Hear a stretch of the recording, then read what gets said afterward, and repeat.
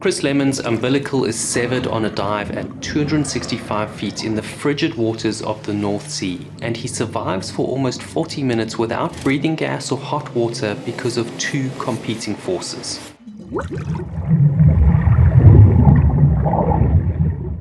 On the 18th of September 2012, Chris Lemons is working in the North Sea on the diving support vessel, the BB Topaz. He's diving with his colleague Dave Wasser and bellman Duncan Alcock. The mission for the day is to pressure test an oil pipe, and they're working on a drilling template. A template is an underwater structure constructed from drilling pipe and set up as a temporary structure in advance of the permanent drilling platform. As saturation divers, Chris, Dave and Duncan are under pressure for a period of 28 days at a time. They live in a saturation habitat on the dive support vessel. They then descend to their work depth of around 265 feet for a 6-hour work shift. The dive bell and habitat are kept at the same pressure as the working depth, which means the divers don't need to decompress after each work shift, which would take days to complete. Instead, they decompress at the end of their 28-day working tour.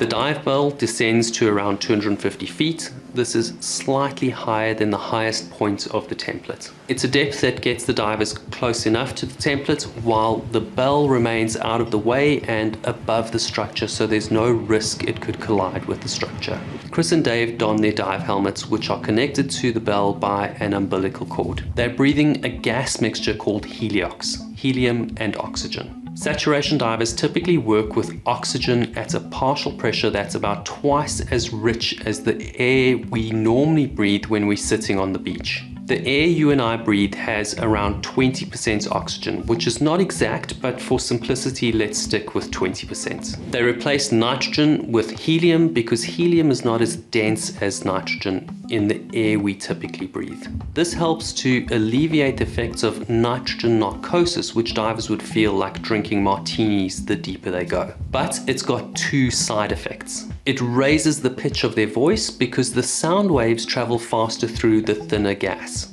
Hello everybody, happy Christmas from in the diving chamber on the DSV Alliance.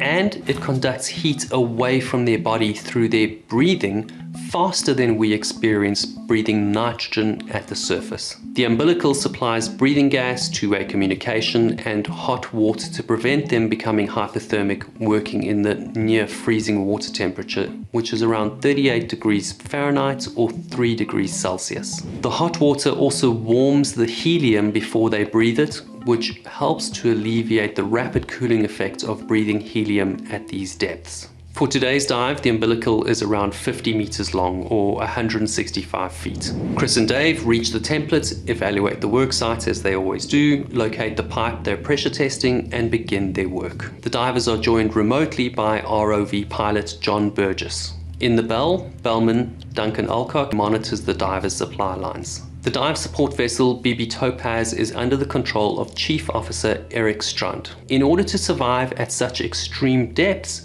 these divers are breathing a mixture that's got less oxygen. Let me explain. Technically, this has less to do with the percentage of oxygen and more to do with the way pressure affects oxygen at depth. At sea level, the partial pressure of oxygen in the air is 0.2. This comes from 1 atmosphere of pressure is equal to 0.2 partial pressure of oxygen plus 0.8 partial pressure of nitrogen. At their depth of 80 meters or 265 feet, the atmospheric pressure is 9 atmospheres. And that is made up of 1.8 partial pressure of oxygen plus 7.2 partial pressure of helium. The 0.2 partial pressure of oxygen multiplied by the 9 atmospheres. That level of oxygen would be toxic and kill you, so they reduce the percentage of oxygen to around 4.5%. Then, at 9 times the pressure, the partial pressure of oxygen is around 0.4, which is twice as rich as the oxygen in the air we normally breathe. So even though the percentage of oxygen is lower than normal air, the effect it has on the body is greatly increased. On the bridge, or the command center of the BB Topaz, Chief Officer Eric Strunt notifies Dive Supervisor Craig Frederick that the DPS is intermittently losing signal. To enable the dive crew and a remote operated vehicle or ROV to work at a depth of 265 feet below the ship needs to maintain its position with extreme accuracy. The ship uses a positioning system called a DPS, or Dynamic Positioning System. The DPS is constantly monitoring a number of points of reference data. Everything from GPS satellite data to the depth of the ocean floor, the ocean currents, wind speed, even the position relative to sensors located on the ocean floor. The DPS makes constant adjustments to hold the position of the ship in a way that a person would never be able to maintain for very long.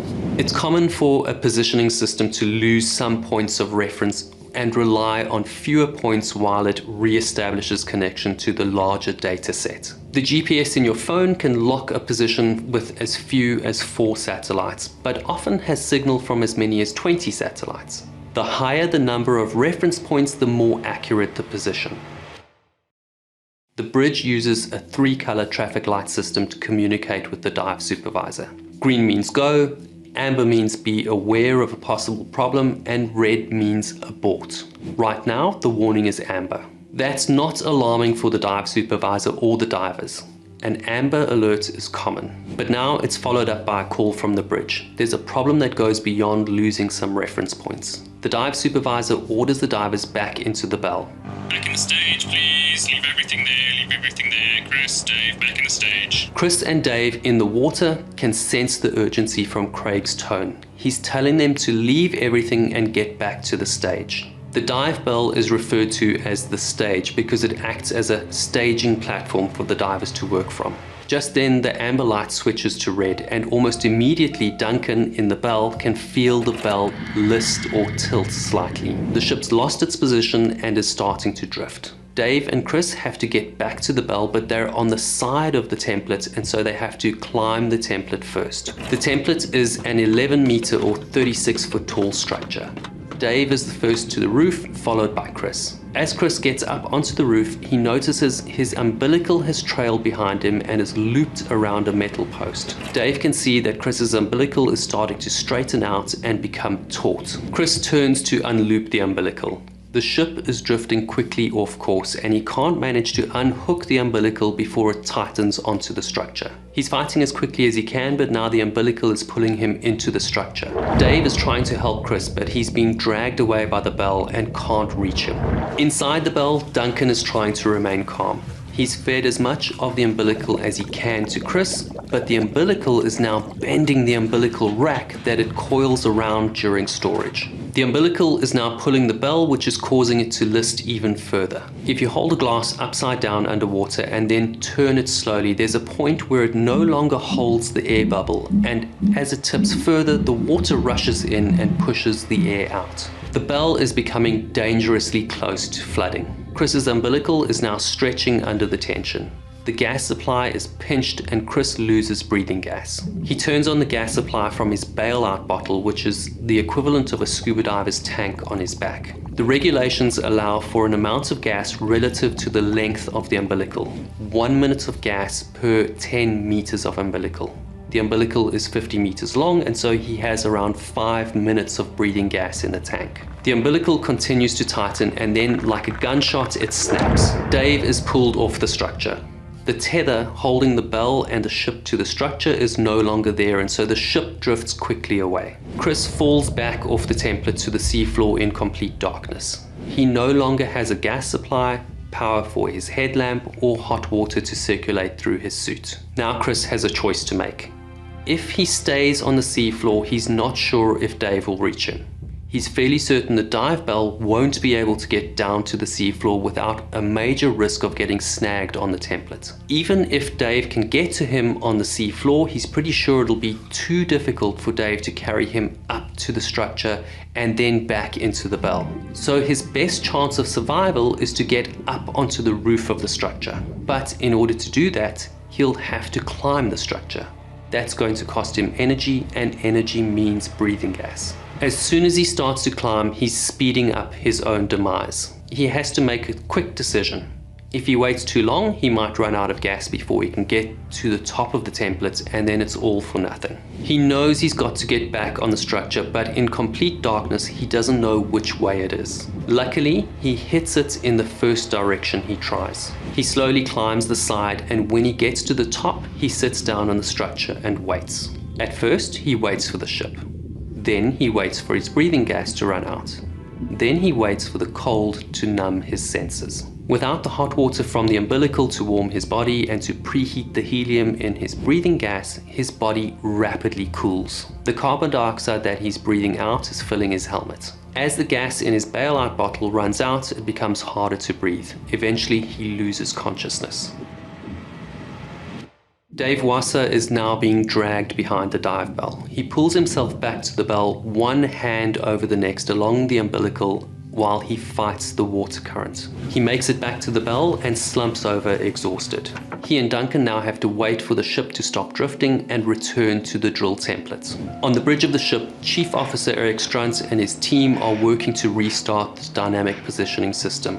After 3 attempts, they realize they're fighting a losing battle, and so they take manual control of the ship. They turn and make their way back to the template. As they approach the location, they send the ROV to scout the area and locate Chris's body. Almost 30 minutes has passed, and so they have it in the back of their mind that this is a body recovery. The ROV pilot, John Burgess, scans the site and locates Chris on top of the structure. To his surprise and relief, Chris's body still shows signs of life. The dive support crew can tell from the video feed that Chris is unconscious because he doesn't respond to any of the light from the ROV. His body is twitching and his muscles are tensing, which is a central nervous system response to the buildup of carbon dioxide. They can also tell that cold water has entered his suit because they can see the waterline inside his helmet. All they can do now is wait for the ship and the bell to catch up. They watch Chris's body writhe and twitch until even those movements slow. Chief Officer Eric Strunt and his team are maneuvering the vessel as best they can without the dynamic positioning system.